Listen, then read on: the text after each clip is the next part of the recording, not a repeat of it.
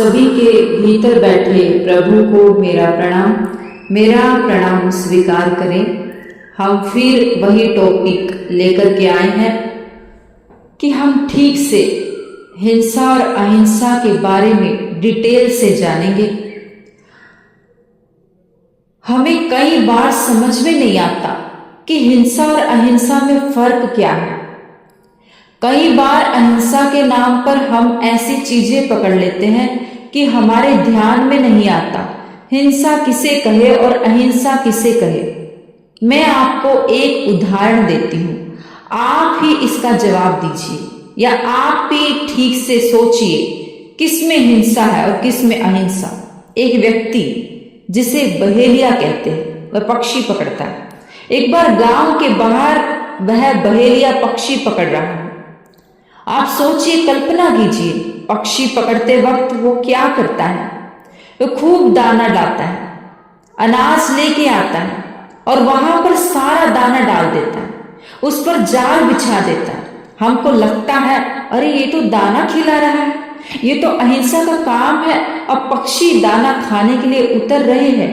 ध्यान में लीजिए, पक्षी दाना खाने के लिए उतर रहे हैं, पर उस दानों पर जाल बिछा हुआ है। जब वे पक्षी नीचे उतर रहे हैं तो क्या होगा, वे उस जाल में फंस जाएंगे। उस बहेलिए का उद्देश्य क्या है, उसे पक्षी पकड़ना है। अब पक्षी नीचे आ रहे हैं, इतने में अचानक एक युवक घूमने के लिए वहां से निकल रहा है और वो जो बहेलिया जो पक्षी पकड़ रहा है बहुत शांति से पेड़ के पीछे खड़ा है।